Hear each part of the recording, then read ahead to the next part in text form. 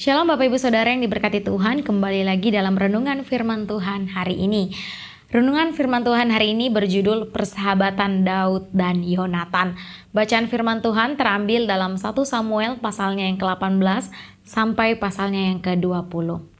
Saudara yang diberkati Tuhan, mengapa seseorang memerlukan teman? Jawabannya cukup simpel, karena manusia adalah makhluk sosial.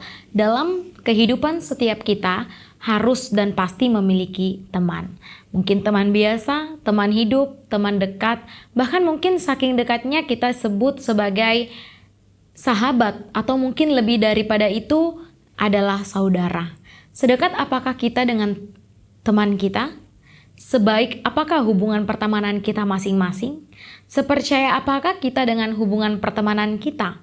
Dalam hubungan pertemanan ada dua hal yang bisa terjadi, yaitu relasi pertemanan yang mengarahkan kita pada negatif dan juga positif. Oleh sebab itu, sangat penting bagi kita dalam memilih siapa yang akan menjadi teman kita. Salah pilih teman akan membawa kita kepada kehancuran. Salah pilih pergaulan akan membawa kita kepada kebinasaan. Contohnya adalah Hawa. Tuhan bilang jangan raba dan makan, pasti kamu mati kalau kamu raba dan makan buah itu. Tetapi apa yang dilakukan oleh Hawa? Ia tetap memilih untuk berkomunikasi dengan ular. Ada pengaruh yang luar biasa yang diberikan oleh ular yang berdampak pada kejatuhan manusia, bahkan dampaknya sampai saat ini. Setelah manusia itu jatuh dalam dosa, apakah ular itu masih bersama dengan dia? Apakah ular itu menolong Hawa?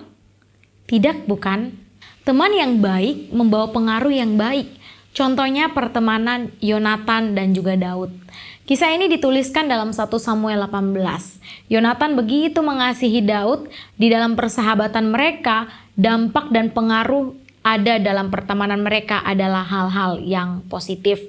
Dalam pertemanan mereka adanya saling mengasihi. Dikatakan bahwa Yonatan mengasihi Daud seperti dirinya sendiri. 1 Samuel 18 ayatnya yang pertama. Dan dalam pertemanan mereka, Yonatan tidak memandang status sosial. Tidak ada rahasia di antara mereka berdua.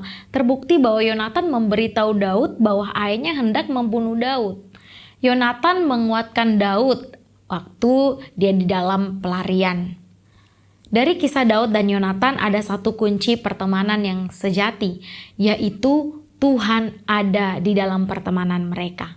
Kalau bukan karena Tuhan, mungkin Yonatan bisa saja iri kepada Daud. Ketika Yonatan mengetahui bahwa yang akan menjadi raja menggantikan Saul bukan dirinya sebagai anak, melainkan Daud temannya. Apa yang dilakukan setelah itu? Mereka mengikat perjanjian di hadapan Tuhan. Ketika Yonatan mati, Daud pun masih mencari anak dari Yonatan. Relasi yang baik, hubungan yang baik, pertemanan yang baik, kuncinya ada di dalam Tuhan. Apakah pertemanan relasi kita saat ini memberikan dampak atau pengaruh yang baik? Kita perlu punya relasi pertemanan yang baik. Kenapa? Karena masa depan kita tergantung pada relasi pertemanan kita saat ini. Kalau Amsal 18 ayat 24 berkata, ada teman yang mendatangkan kecelakaan, tetapi ada juga sahabat yang lebih karib daripada seorang saudara. Itulah sebabnya kita harus bisa memilih dengan siapa kita bergaul, berelasi, dan lain sebagainya.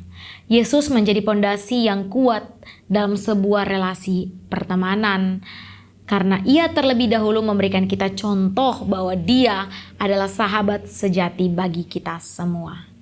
Yohanes 15 ayatnya yang ke-13. Amin. Tuhan memberkati kita dengan firman-Nya.